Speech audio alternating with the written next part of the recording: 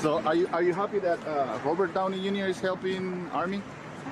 I think so. I mean, it's good. There is a lot of reports that some are true, some are false. No, I think like everybody needs help, right? He needs help, but yeah, everyone's. is it true? So, quick question: are you still in a relationship with him?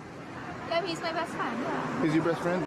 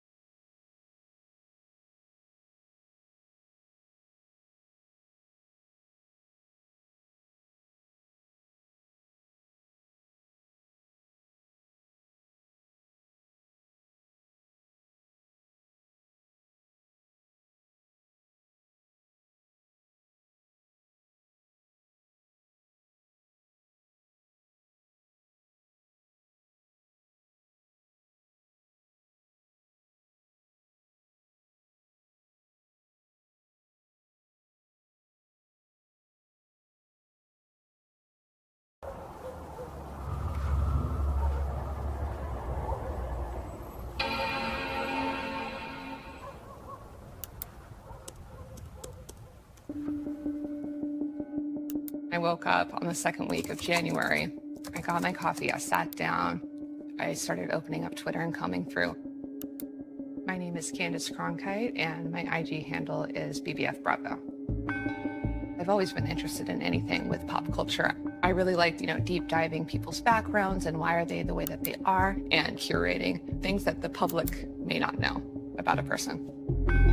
I passed by a screenshot of a DM with the headline, Armie Hammer's ex-girlfriend is leaking his DMs.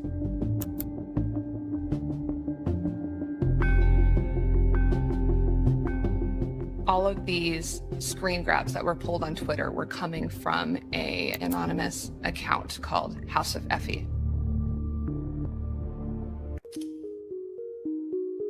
In January, I see a message from the Dumois account, a gossip account. She knew that Armie and I had been together in a relationship because my name had already been leaked. And so Dumois would talk about it. The Dumois account, he was posting these screenshots from an account called House of Effie. And they were really sexually violent messages. So she messaged me, is this true? I know how this man speaks. I could write a text for him. I've seen them a million times. I know the language he uses, punctuation he uses. He always uses the word kitten. He'd be like, hi, my little kitten. That was very common. The messages that House of Effie was showing. He said this exact same word to me. I was like, that's 100% true. That's Armie.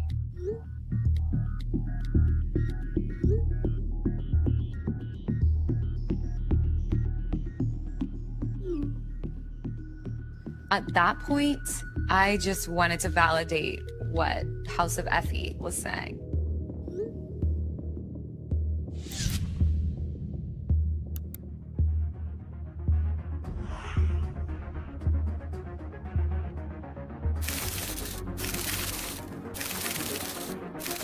The next morning, my life just blew up. Armie Hammer's ex-girlfriend, Courtney Vucekovich. Courtney Vucekovich has come forward with claims against her ex, Armie Hammer. Once Courtney was willing to go on the record, this story blew wide open. It was about abuse and power and gaslighting. He said things like he wanted to barbecue and eat her.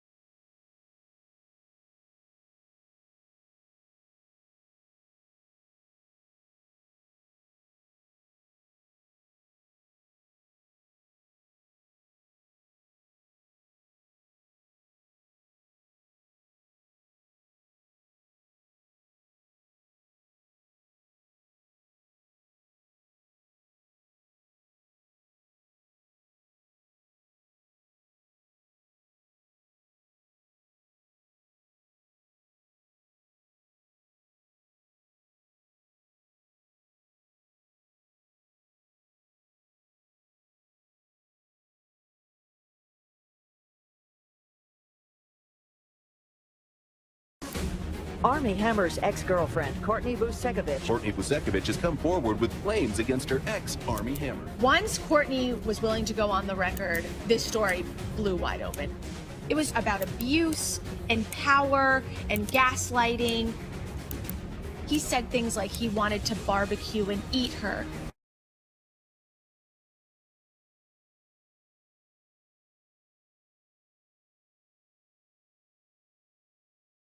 I would have like hand marks, like that would stay on my body. I think Armie took that picture. He bites really hard.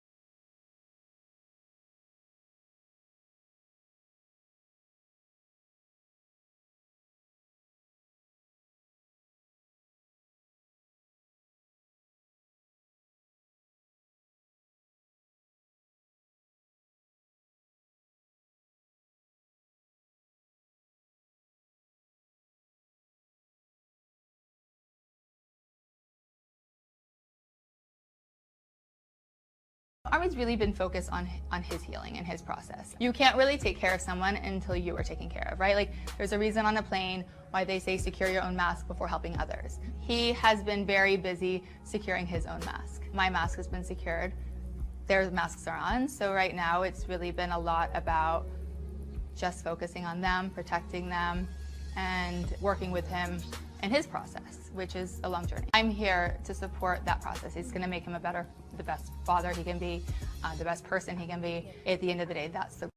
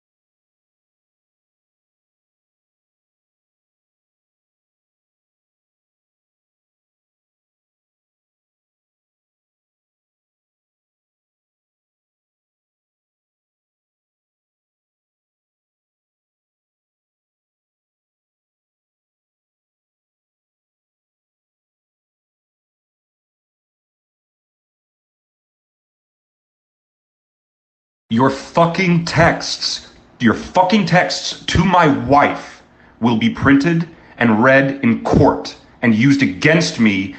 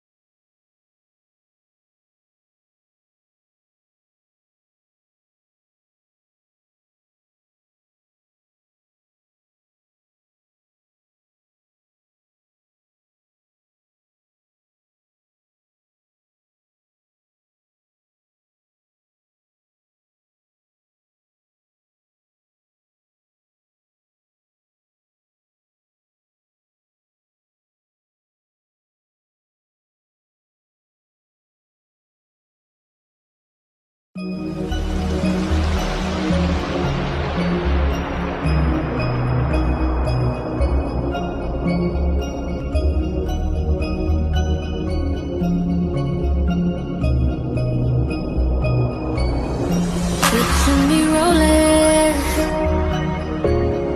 out in the open, baby. I know that you would notice.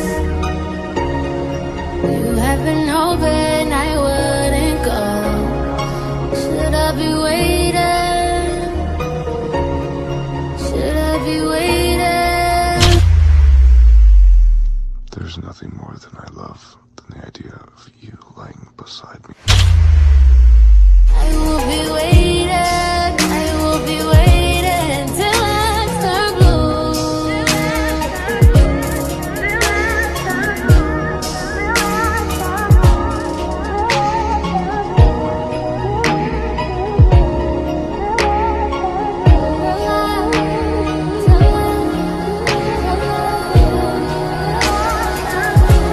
Till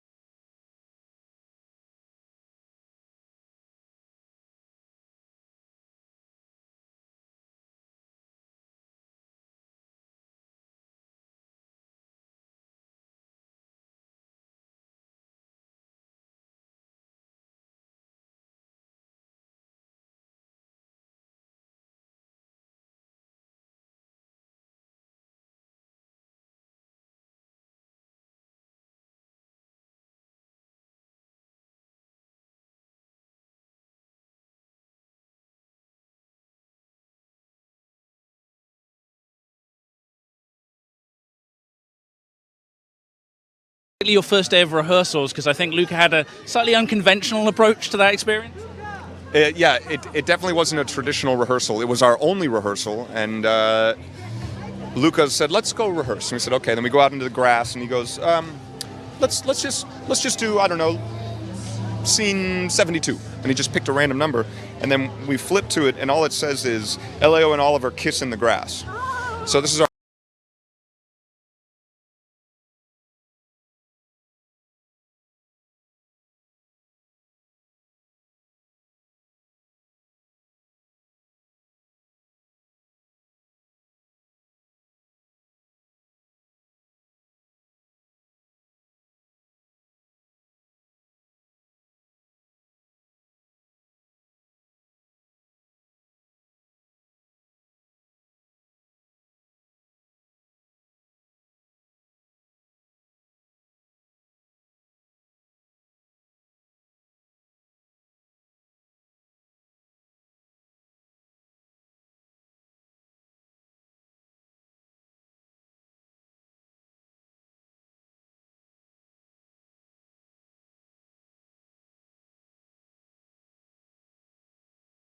Coming of age film, you know, it's very intense, set in the 1980s in Italy, but it's also exploring a lot about these young men's sexuality. Do you think there are still taboos to be broken on and off the screen? My movie is not about taboo. I don't think it's about taboo. It's about people who look for oneself.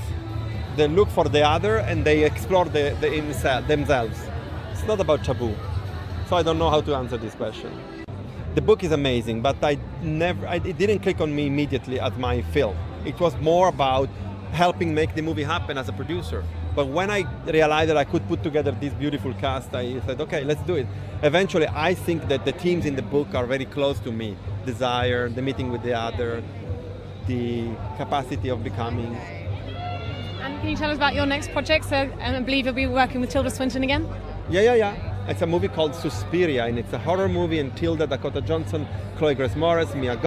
This coming of age film, you know, it's very intense, set in the 1980s in Italy, but it's also exploring a lot about these young men's sexuality. Do you think there are still taboos to be broken on and off the screen? My movie is not about taboo. I don't think it's about taboo. It's about people who look for oneself. They look for the other and they explore themselves. It's not about taboo. So I don't know how to answer this question.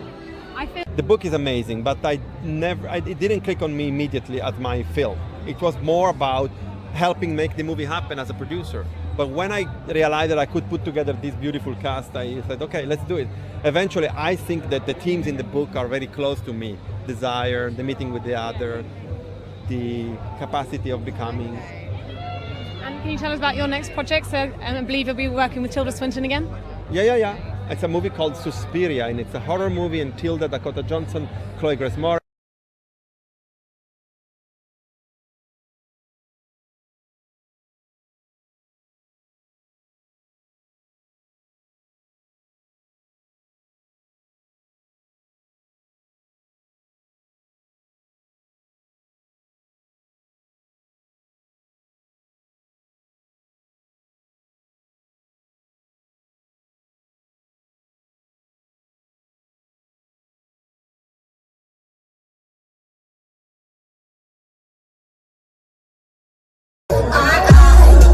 But you don't even look. Can you keep me on the line like we are overlooking again and again and again and again?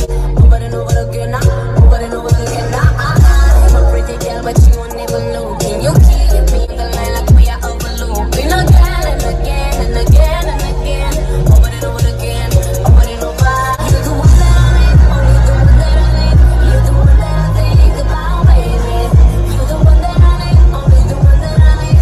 You're the one that I need. Boy, I don't mind, I'm dropping the bomb.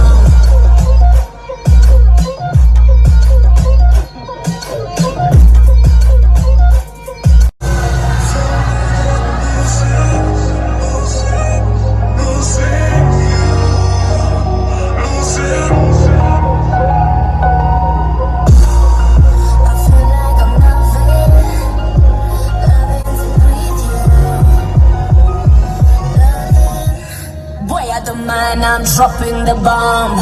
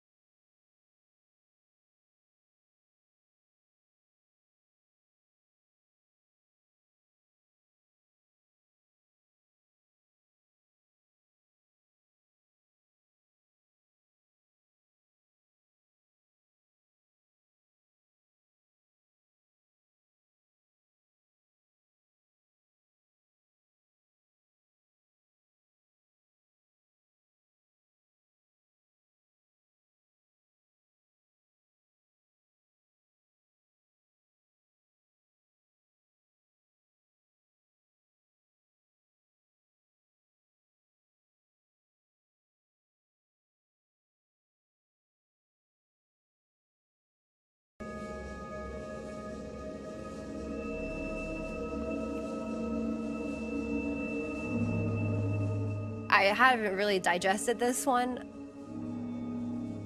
He says, I have a fantasy about having someone prove their love and devotion and tying them up in a public place at night and making their body for use and seeing if they will fuck strangers for me.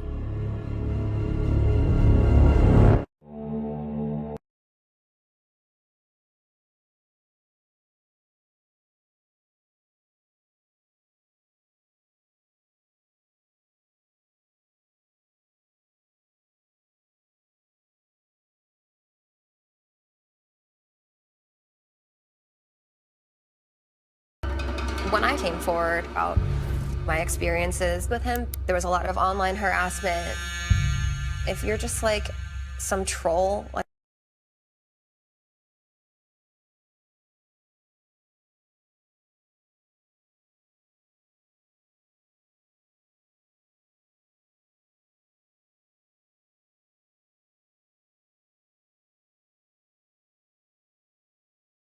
I would have like hand marks, like that would stay on my body.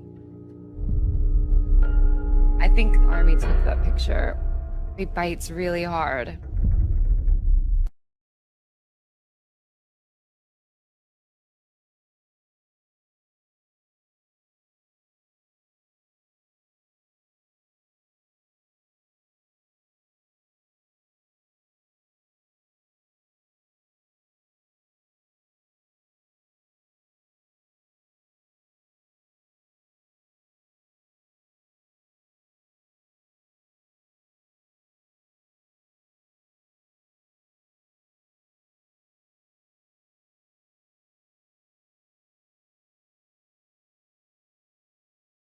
So, but if we're talking about Armie for a second, it was amazing because I felt like I just got a relationship with Cappy, and he's obviously so handsome, and he is great. Like, he is really great. I was like, wow, like, this is so awesome. Like, you know, like, this is so good for me. I feel like this is more like worthy, and this is like. Oh, I thought you were calling Cappy handsome. Okay. No, I was so confused.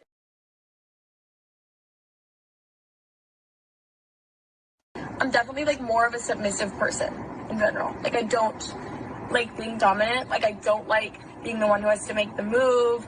I like being like dominated, and I like being like, I'm definitely like more.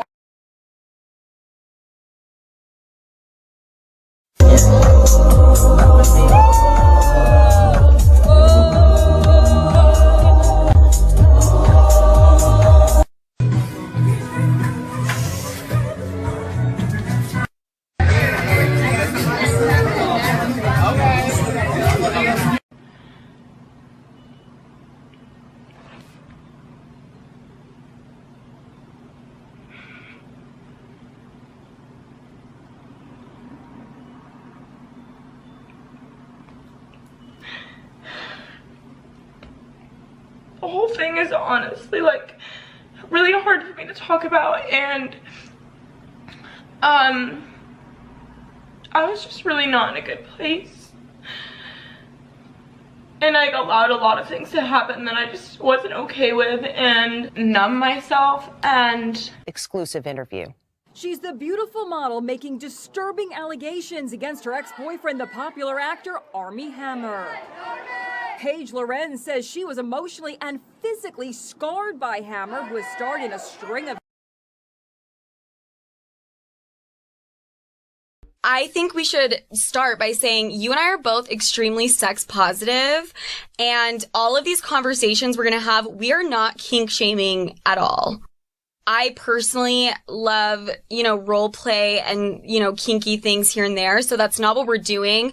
But like you said, it's really important that we talk about this particular relationship that you had. Right, because I think the fine line is like the very interesting, dangerous part about this. Exactly. I was so down for the adventure. I was down to try anything, because I'm always like, I'll try anything twice. Because it's important to try everything to see what you like when you're in a safe space. Yes. Because you'll never figure out fully what satisfies you, fully what you like. But yeah, definitely want to make sure like people know that I'm not kink shaming, and that these things were consensual, but I think that consent is really complicated. So these things were consensual. These things were consensual. These things were consensual. You know, another part of this is like emotionally and physically, like you can be just as traumatized by consensual sex. Did he care about your sexual pleasure at all? You having an orgasm at all? Yes, he did, but things. Did he ever give you a safe word? Did you guys agree on a safe word? So yeah. So before I had protocol nights, he would give me safe words, but and I've said this, like, and this is why I think it's confusing for some people, because ultimately I wasn't saying no, right? So this is where consent gets really complicated. Right. But I refused to say no because I didn't want to let him down. He's like a woman. Like, we all want to be down, right? We all want to be hot and wanted. And I just went along with everything because I just wanted to please him. And that's like, I think that a lot of women can like kind of agree that like we've kind of like said yes to things, or like not even said yes or not said no, I guess, to things that like we just, we don't actually want to do, things we don't actually want to do. I think that it can like push us, and men can push us into situations that we wouldn't necessarily want. And his attorney has previously said that these assertions about Mr. Hammer are patently untrue. Any interactions with this person or any partner of his were completely consensual in that they were fully discussed, agreed upon, and mutually participatory. By the way, you can have the full statement on DrOz.com, so you can read it and judge yourself. Paige, I want to give you the opportunity, though, to respond. So this is the thing, and what I find ironic about it is because in all of what I've come out with and all of what I've made public and all of the women who have come forward, we've all said that, that we didn't say no. And yes, I didn't say no. So that statement doesn't mean much to me.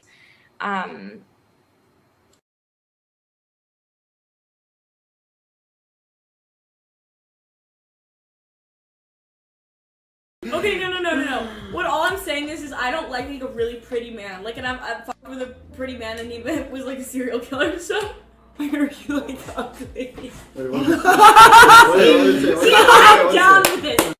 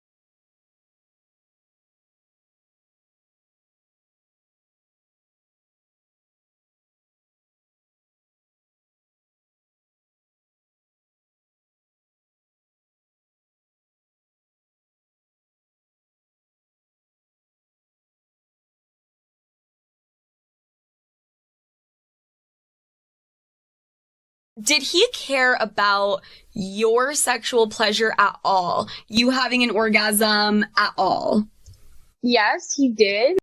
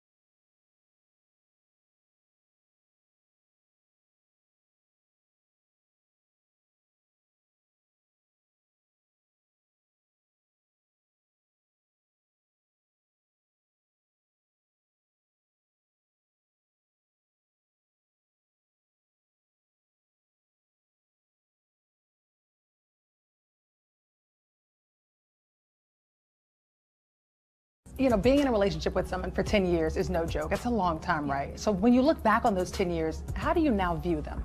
I feel everything has been a gift. I really do. How are the divorce proceedings going? Our divorce is not finalized. We've had, again, like kind of different countries and traveling back and forth have delayed it a bit, but we're in a really great place. We talk all the time. We're committed fully and wholly to our children and, to being together as much as possible in a non-romantic way for our kids. Kids need their moms, kids need their dad. What has co-parenting been like for you in the past couple of years? Armie's really been focused on his healing and his process. You can't really take care of someone until you are taken care of, right? Like there's a reason on a plane why they say secure your own mask before helping others. He has been very busy securing his own mask. My mask has been secured. Their masks are on. So right now it's really been a lot about just focusing on them, protecting them, and working with him in his process, which is a long journey.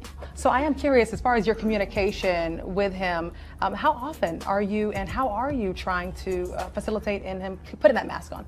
Yeah, I mean, I'm here to support that process. It's gonna make him the best father he can be, the best person he can be. At the end of the day, that's the goal, right? So we're in constant communication, and all that matters is that he is the best dad for our children. A divorce is a death, right? Like it is a mourning process and a mourning period. And it was the last thing I ever wanted, of course. In my particular situation, we were together since we were 19. Like we grew up together and we have so many memories and so many experiences and traveled the world. And that is so beautiful. And I consider myself a feminist. And at the end of the day, like I also stand in solidarity with anyone who has been a victim of any sort and hope that they find that healing as well. There is always hope for anybody, no matter what they're going through. That's a very important thing. And so I'm very happy. I'm very happy. I'm very, I'm good. I'm really good. Elizabeth? I'm very happy. I'm very happy. I'm good. I'm really good.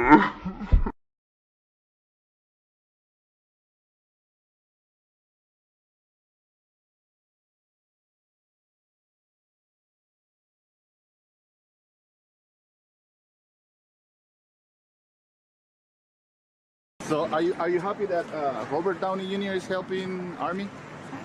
I think so. I mean, it's good. There is a lot of reports that some are true, some are false. No, I think like everybody needs help, right? He needs help, but yeah, everyone's is it true? So quick question, are you still in a relationship with him? Yeah, he's my best friend, yeah. He's your best friend?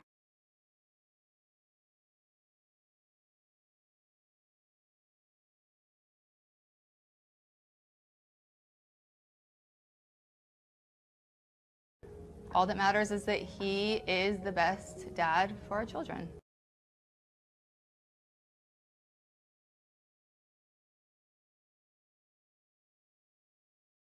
Being in a relationship with someone for 10 years is no joke. It's a long time, right? So when you look back on those 10 years, how do you now view them?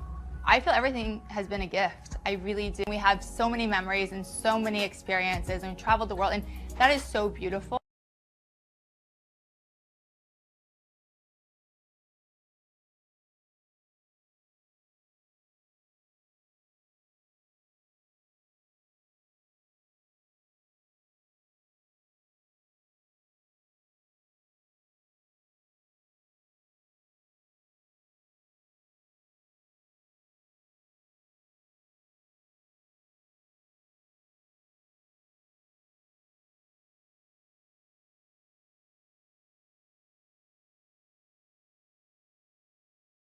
In her first interview in more than 2 years, and the first since her life turned upside down, Elizabeth Chambers is opening up exclusively to E! News as our digital cover star, and she's ready to comment.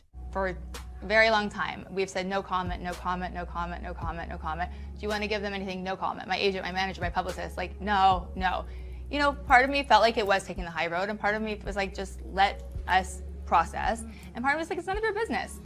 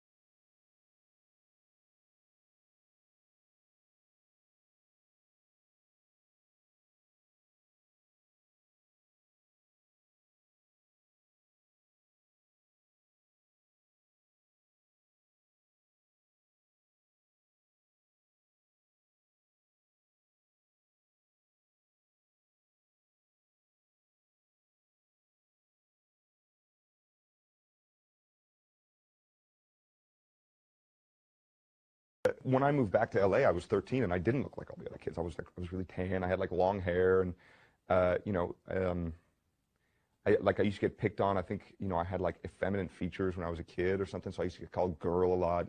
Like I remember as a kid, like, you know, trying to walk into like the men's public restroom and guys being like, whoa, whoa, whoa, you can't go in there. What are you doing? And I'm like, I'm a guide. You want to see? Like, what do I have to do here? I'm just going to use the urinal, you know? So that was tough, you know, and then moving to LA from the Cayman Islands where I had so much freedom and life was fantastic. So you got to live life in the Cayman Islands? Yeah. Up until I was 13, yeah. That's pretty great. It wasn't bad, yeah. But then they move you to LA at puberty? Yeah. That's, That's the worst. Really like the worst. Yeah. Like, from an environment where everybody's friendly to everybody because everybody knows everybody, to an environment where junior high and middle school in Los Angeles is harsher than anything I've experienced in Hollywood with adults. I mean, it's a terrifying environment for a kid.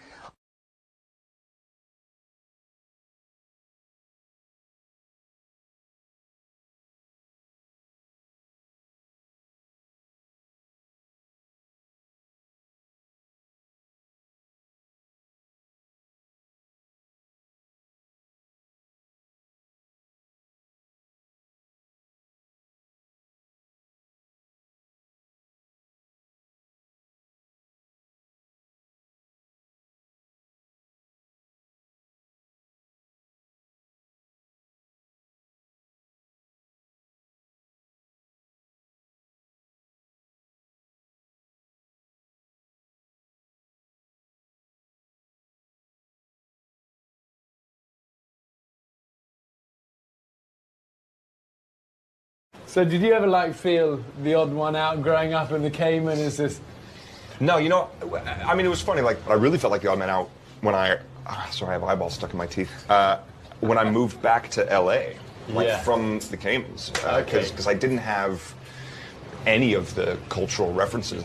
You know, I didn't know who Nirvana was. I didn't know the LA Lakers. I didn't know all that stuff. Yeah. And I came back to like middle school in LA. That must have been a shock in LA. So. I had a rough couple of years of really not fitting in and really not wanting to. Like, everyone was mean and like I got bullied for years and I didn't have the tools. I didn't have like the social tools to deal with it. And what do you think you got bullied for? Just being different?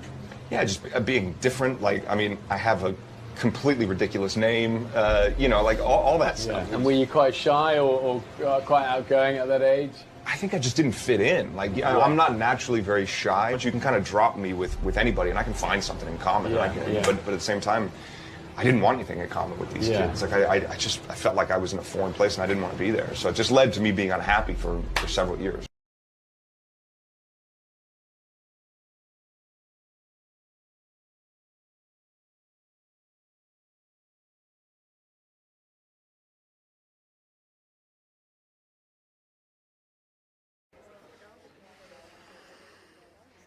Listen to me, Billy.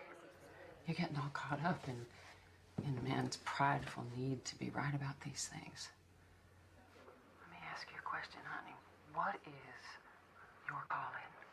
Is it to go out and prove every word in the Bible, or is it to open people's hearts and minds to the love and the healing power of our Lord Jesus Christ? Listen to your heart, Billy. Maybe I'm just not cut out for this. God is with you, Billy Frank, and will never leave you and will never forsake you.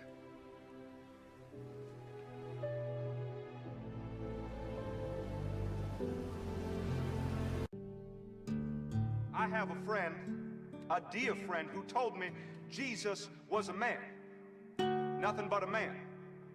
Well, he was a man. He was human. He was not a white man, and he was not a black man. He came from that part of the world which touches Europe and Africa and Asia. And he probably had a brown skin. And Christianity is not a white man's religion. And you don't let anybody tell you that it is white or black. So who is this strange man who marches his way across history? Who can explain him? There's never been anyone else like him. My friend who is an atheist will tell you that. He only had a ministry of 3 years, and yet 2,000 years later, millions upon millions on every continent bow down and worship him. Why?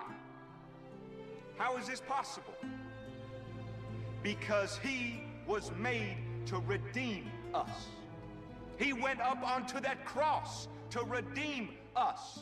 And on that cross, he touched the finger of God in one hand, and in the other hand, he reached out and he took your hand. And in that moment, on the cross, he reconciled God and man. And I'm asking you tonight to commit your life to him. It's tough.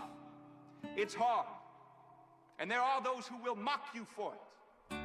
But there is a joy and a satisfaction in living that kind of life, in following him, a serenity that fills the emptiness in your hearts. And once you have it, you know where you are going, and you know where you have come from, and you know what life is all about, and you know why you're here and where you are going when you die. Now I am going to ask you to get out of your seat wherever you are and stand in front of this platform and say, by coming, I know that I am a sinner. I want to receive God into my heart. I want my sins forgiven. I want to know that I am going to heaven, and I want a new life, and I want it to begin right here, and I want it to begin right now. And you know what? It can. I don't care if you are a movie star or the biggest drunk walking the streets of Los Angeles. God is waiting for you right now. Come down. Come down and give your life to Christ.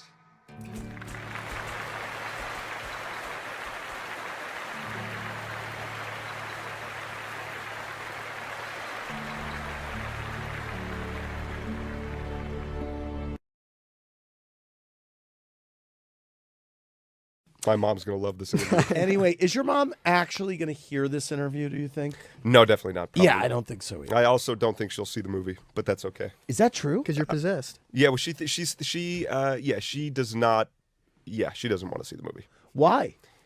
I think it goes against a lot of her very strong religious beliefs. She's very conservative? Extremely, yeah. Wow. But I want to know your mother. I think I can convince her to come and see the film.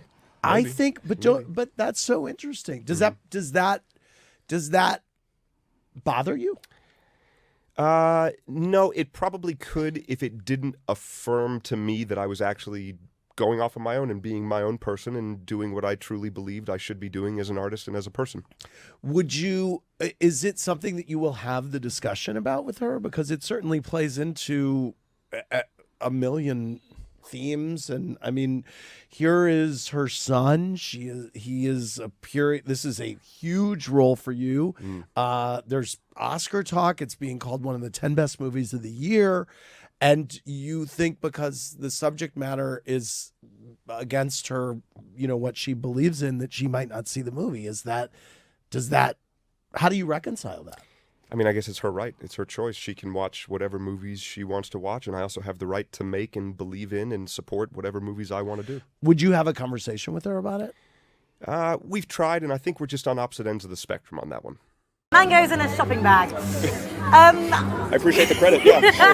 Let's talk about your family. Are you... No, let's talk about all night. Sorry. Your family, are they going to watch it? Have they watched it already? Are you My encouraging? parents? No, they have not seen it. Are you worried about that? Probably not as much as they are. Really? And your wife? She's seen it, and she loved it. Really? Absolutely loved it, yeah. And I must ask Well, she said that the book was the sexiest book she's ever read, so. I felt like the rug was ripped from under my feet. I felt like I was in a state of free fall almost. It was just, it was really difficult. It's all subjective. You can only deal with your own reality. And mine was, felt like it was falling apart.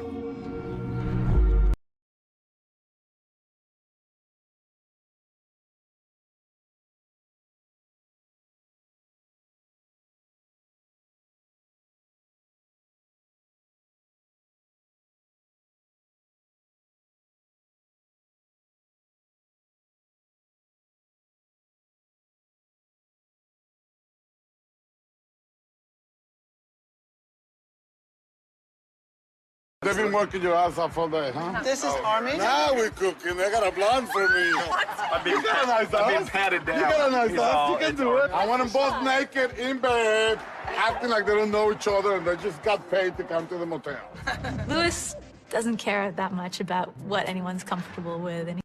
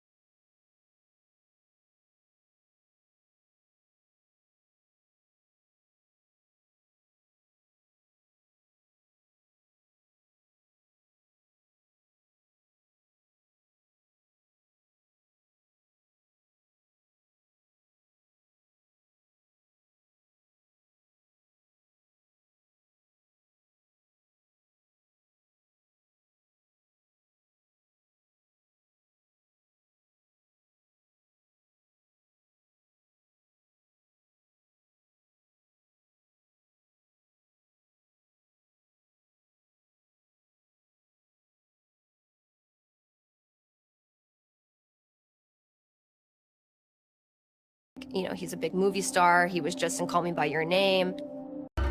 When I came forward about my experiences with him, a famous actor and me, I didn't say no.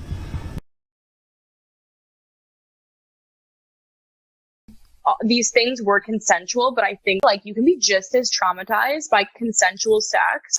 Did he care about your sexual pleasure at all? You having an orgasm at all? Yes, he did, but I wasn't saying no, right? So this is where consent gets really complicated. Right.